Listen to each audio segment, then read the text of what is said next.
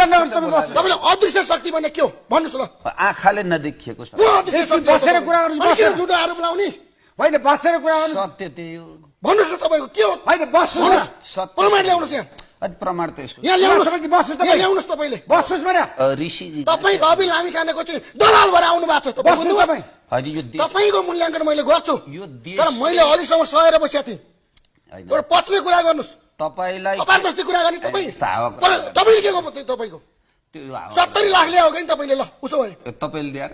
रवि लामिछाने दिएको सारा वकिललाई म्यानेजमेन्ट गर्ने जिम्मा ल्यायो कि मोडीले ए रवि लामी ठुलो कुरा गर्ने तपाईँ 70 लाख दिनु किन दिएको छैन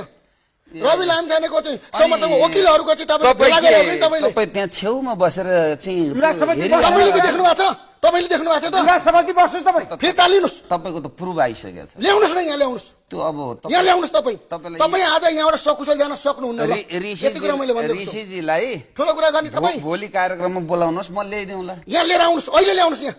यो कार्यक्रम रोक्नुहोस् अहिले यहाँ ल्याउनुहोस् तपाईँ के ठुलो कुरा गर्ने तपाईँ? उहाँलाई रोक्न लाउनुहोस् न भइहाल्छ तपाईँले झुटो कुरा गर्ने किन के झुट ल ल्याउनु न त ल प्रमाण ल्याउनुहोस् तपाईँ परिचालित मान्छे यहाँ ल्याउनुहोस् कसले परिचालन गरेर ल्याउनुहोस् तपाईँ परिचालन तपाईँ आज एमसीसी को मध्यार एमसीसी को मध्यार हो यो मान्छे गलत कुरा नगर्नु त बस्नुहोस् उहाँले किन मलाई चाहिँ अध्यक्ष बस्नुहोस् न, बस्नुहोस्। किन त्यसो भन्नु होइन, तपाईँ बस्नुहोस्। फिर्ता लिनुहोस् तपाईँ यसो त्यो फिर्ता लिनुहोस् तपाईँले यो कार्यक्रममा के गर्नु खोजेको? झुक्याएर मान्छे ल्याएर यो किसिमको तपाईँले अध्यक्ष नगर्नुहोस्। शक्तिहरू परिचालन किन भन्नुभयो फेरि किन फिर्ता लिन्छ तपाईँसँग अनि किन त्यो भन्नुभयो त तपाईँले अनि तपाईँ तपाईँको बाबुले दियो तपाईँ म्यानेज तपाईँले दिनुहोस् बस्नु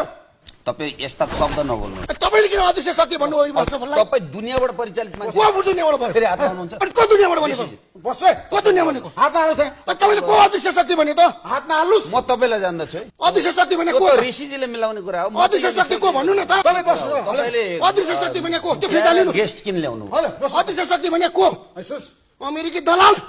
को अध्यक्ष शक्ति भने जे भन्नुहोस् उहाँको कुरासँग मलाई कुनै मतलब तपाईँले अध्यक्ष शक्ति भने को त नि म हो तपाईँ बस्नुहोस् यार त्यो किन भन्नु